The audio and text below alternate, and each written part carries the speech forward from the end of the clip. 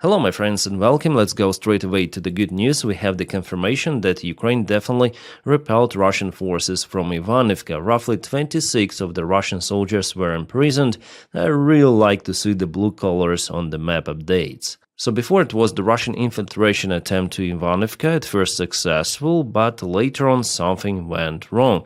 Ukraine actually got the higher ground over here, those are the hills. Using this advantage, Ukraine started to strike Russian positions, later on going with infantry forces, jamming Russian soldiers between Ukrainian forces and Vovcha River. A fantastic update we have here because, roughly 1 month ago Russia sent enormous amount of the forces to this particular direction towards Komar. Here they want to advance from several of the directions. Their goal is to cross the Vovcha River, but even in Novopavlivka they failed with this mission. Here they went even with armored vehicles, landed forces, but it was a big trap. It became the big trap.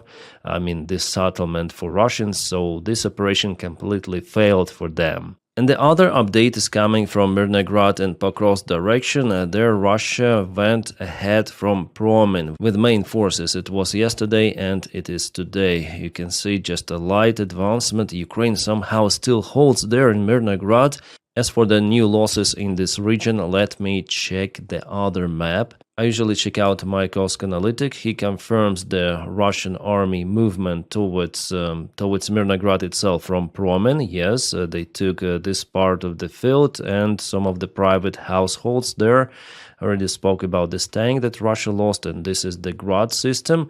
But there is something new. One more vehicle near Boykivka. Maybe two of the vehicles. Yeah, MTLB and tank hit by FPV, so two of the vehicles. Where's the video itself? Let's check out. Okay, so there is the Russian tank, definitely. This is the Russian tank that was hit by FPV drone and MTLB, definitely, as they say. The tank went absolutely kaboomed. The 33rd Separate Mechanized Brigade performed this mission. They're very capable, yeah. They operate in the Brapila direction already for a very long time. They also hit the mortar here and some of the antennas. Yeah, Russians put those antennas to operate their drones precisely. What can I say? Nice job done by this brigade. It's awesome. For this video, I cannot show it to you. Well, here Russians were kaputted by drones and they flatlined themselves because sometimes they do it. For whatever reason, maybe they're just tired. So I see just positive news, for the last 24 hours for Ukraine. Well, here, yes, it's understandable that Russia gained some of the ground, but still it is not critical for defense of Mirnograd and Pokrovsk. And still, here is the line, those railways, and Russians cannot cross those with the main armed forces. Sometimes they cross, but they usually again flatlined by Ukrainian drone operators, as I showed you yesterday in one of the videos. Also good news that there are any news from Hulaypole. Russian army still stays at the present position. The last night was more or less calm here. Russians also didn't use aviation gliding bombs, which is quite strange. Instead, they used those in Andriivka. Guys, I'm monitoring the situation on the front lines precisely, so I may say that for the last week,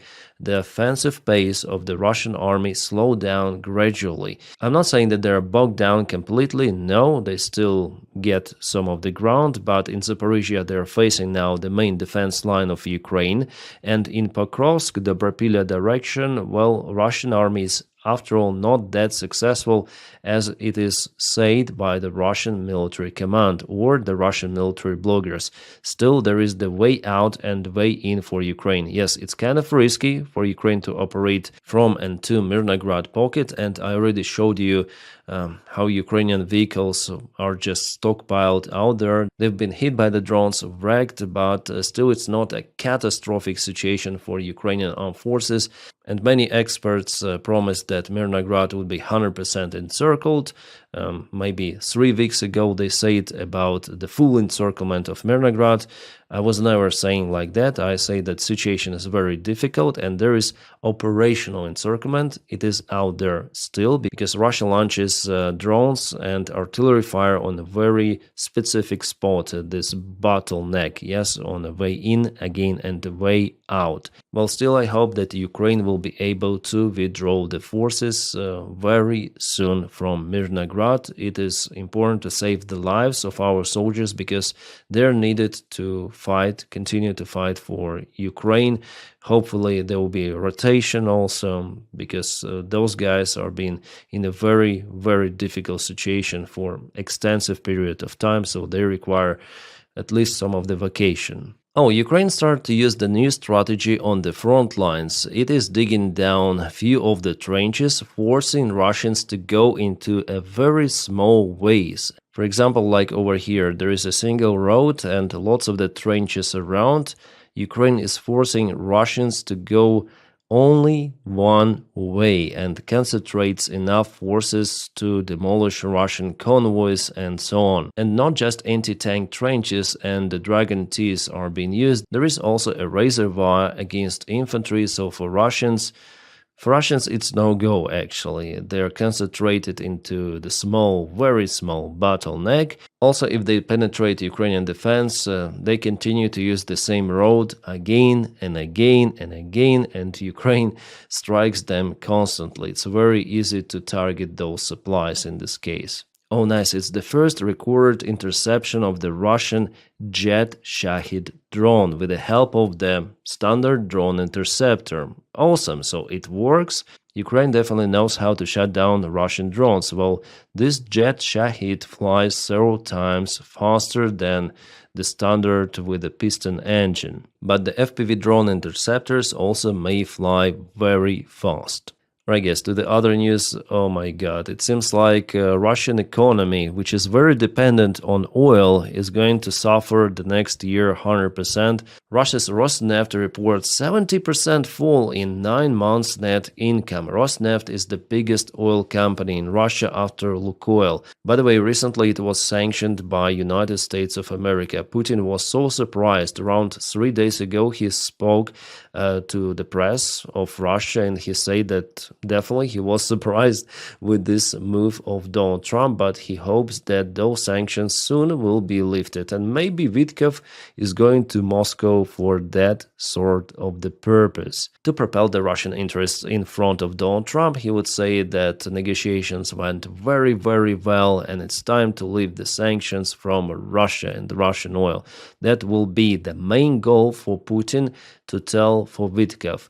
Not the negotiations themselves, but Russia just needs some money to continue the war. For the next year, for sure, they'll have enough money. We already understand it because Russia continue to receive, after all, some of the income selling oil, and also they sell their gold. Interesting, the Wall Street Journal comes out with this article saying that Russia gains the upper hand in the drone battle once Ukraine's forte. Moscow's military has gotten better in using the war's deadliest weapon, small, cheap drones. Well, actually, it's not fully correct because still in major sphere, Ukraine has advantage in the drone usage. We have more of the battalions physically, more of the groups of army who use drones. In Russia, mainly it is Rubicon, which is very capable, and Russia sends this unit to the most difficult directions. For now, they operate in Pokrovsk. Before they were working, I guess, in Sumy region because there Russia tried to get to the Sumy city itself. But Ukraine is also working on even Rubicon drone positions. There were some of the ambushments of those in Pokrovsk itself and also in Dobropilya. So Russia still is kind of limited with the drone production. They're still using some of the older versions of the drones, but they have advantage. For example, if we speak about the fiber optic control drones, Russia has way more of those units compared to Ukraine. Ukraine still cannot chase the fiber optic control drone production, unfortunately. Also, still Russia has advantage in Lancet drones. So Ukraine has similar kind of the drones, but they fly for the lower range and they're smaller than Lancets. For example, Ukraine has identical drone to Lancet, but the range of it is 2 times shorter. So after all, there is nothing better than Landsat, if we speak about the drones, with a range up to 80 kilometers, something like that. But usually Russians operate with a range of 50 kilometers.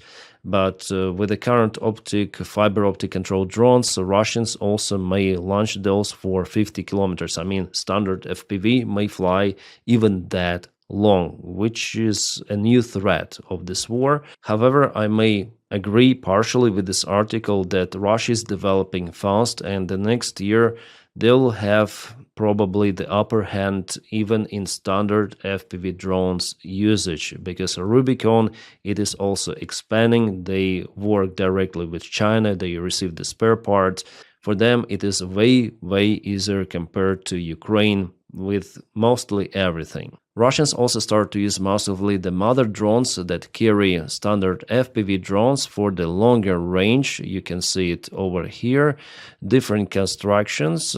They are being spotted by Ukrainian interceptor drones and being hit. This Russian drone carries two of the standard FPV drones. Those mother drones are used also to retransmit the signal, sometimes even reinforcing it. Here is probably the box responsible for that, to make the strikes precise. That's the new era in usage of the FPV drones in combination with different types of the other drones.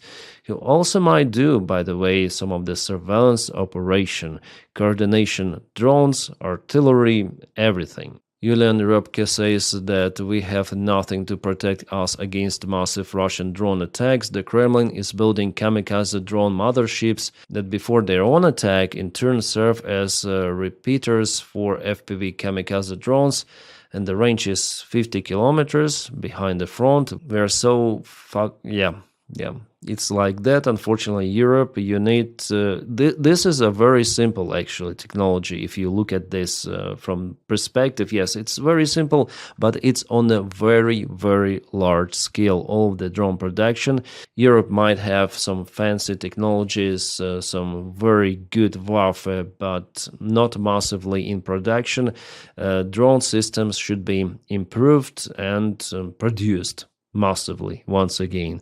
Without it, the competition with the Russian drone army is not possible. Right, there is the article published by Bloomberg where they say that NATO is preparing for the possibility of facing Russia with far less help from the United States of America as Washington pulls back troops and focuses on Asia. What a surprise! Here on this channel I'm saying about it for a very long time that Europe should take its own security very seriously. Before, the policy is just an assumption to rely on the United States of America that they potentially might deploy their forces to protect Europe, but we understand that with the current White House administration, it will not happen. So Europe should start once again or restart its military production. And we see the huge investments also in German army, French military, they're also concerned, and Macron even announced the volunteer service for everyone into the French army. Well, it's interesting, but definitely there could be a confrontation between Russia and NATO countries in Europe, because Russia is damn serious. And then I see the Russian military budget. I may understand that maybe it's not just focused on Ukraine, because the number is just outstanding.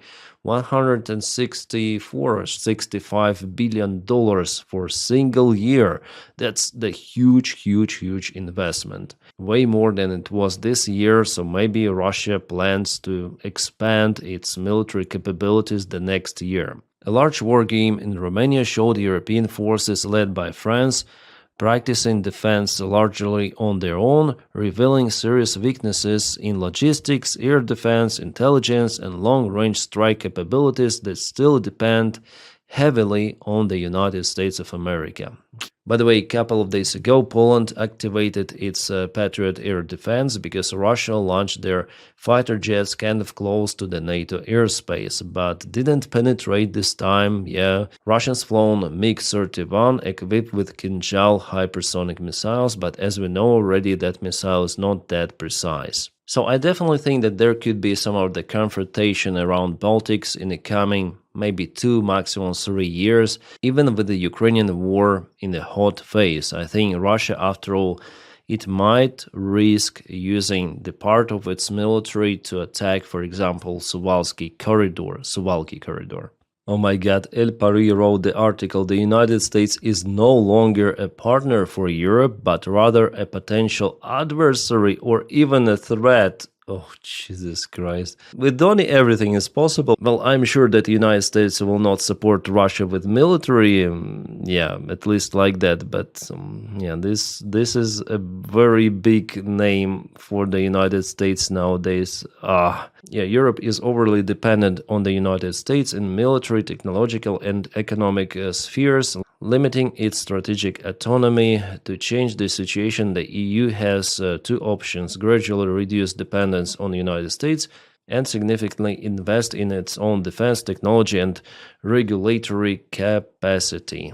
It is for now not possible. Well, it is possible in long-term perspective, several years, maybe a decade, maybe more, but the threat from Russia, it is today. That's why Europe really needs Ukraine. That's why Ukrainian military support should be increased several times at least. The outlet notes that Washington's new peace plan for Ukraine has only intensified the existing problem. Yes, I also think like that. Right, now a couple of words about negotiations. There was, I guess, Kushner, Witkov and Rubio presented, talking with the Ukrainian delegation. The talks were ongoing, I think, in Miami. Yes, Miami, Florida. So Ukrainian delegation may speak forever with the American delegation, but all of that, guys, is mainly useless because Putin is not willing to stop this war, and Putin said about it multiple of the times. So Ukraine might sign all of the papers with all of the points. It doesn't matter what is written there,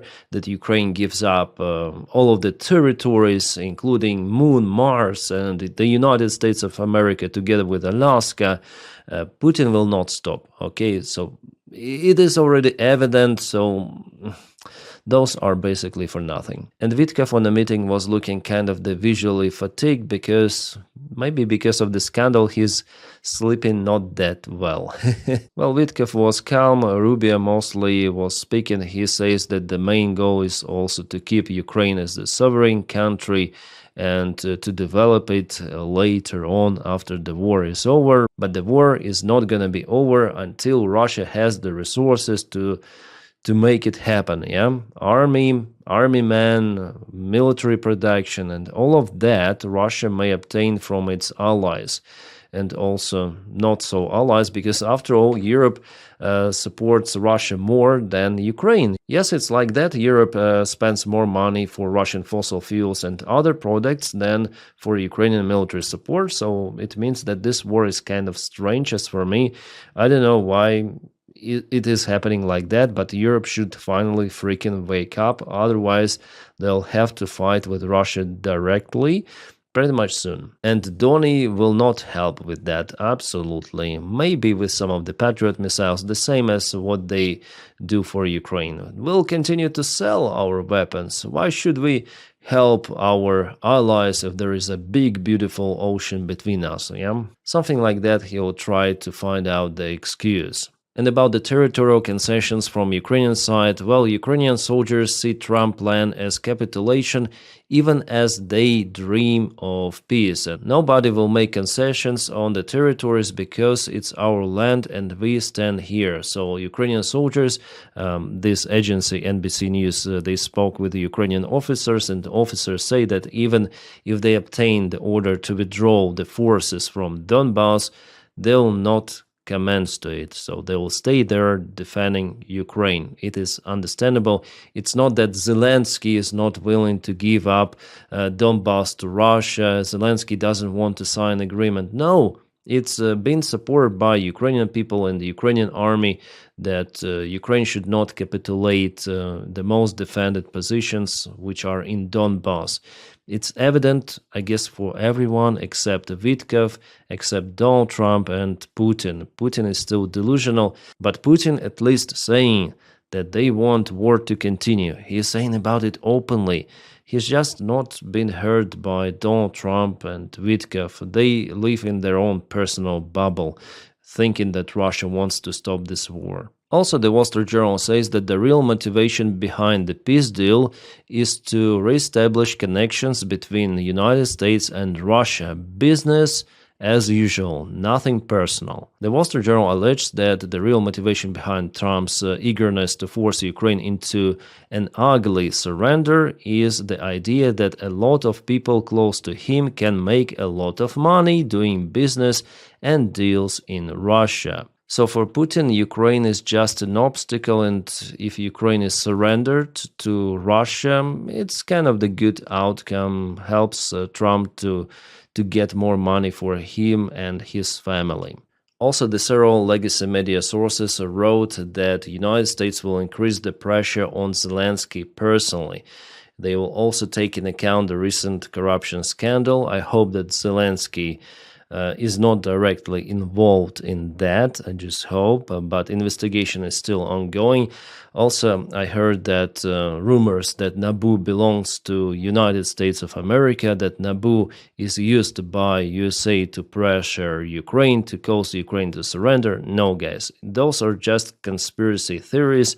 Actually, Ukrainians are very happy that we have Naboo, that they uncover internal corruption schemes, and it's better to uncover them. Yes, it's kind of the bad time for Ukraine, but what is better? To uncover those corrupt schemes, make changes, as happened recently. Even Yermak was dismissed, which is outstanding. It's great. People are happy about it. Or to let those corrupt schemes to continue and pretend that nothing is happening, then de facto Ukrainian soldiers suffer because of that particular corruption. So yes, it is a good thing that this syndicate was uncovered. Absolutely great job by Naboo. Yes, not the best timing, and still with those prompt actions, with some of the reforms and Yermak again, I think Zelensky may get even positive points for himself personally, if he is not involved in corruption. We'll see where this investigation might lead, but it is already evident that Naboo is not making anything up. Those are the real corrupt cases, which should be investigated and prosecuted, of course. And according to the latest information, hopefully it's correct, Vitkov is flying to Moscow tomorrow, so the meeting could be also tomorrow with Putin, or the day after tomorrow. After all, it's a jet lag, and Vitkov needs to shave, judging on the picture I saw. Nothing good I expect from that meeting, guys, and we'll see where it goes. My prediction that the war will still continue for a few years. It's a long process, and Putin is goal-oriented to reach his goals of the special military operation. We'll see. For now, he is not winning. His army is not moving that fast as he wants to move. Well, anyways, my friends, please support me on Patreon if you can, or on membership. The link for my Patreon page is in the video description right below, and for membership you may just press the join button somewhere over here. Because of your support, I'm capable to film videos every day, and thank you so much for making this content possible. If you don't have that opportunity to support me on Patreon or membership, just press like to this video and subscribe for the channel to propel the video in YouTube algorithms. Thank you so much, guys, for that as well. I wish you all a peaceful sky wherever you are, and have a great time.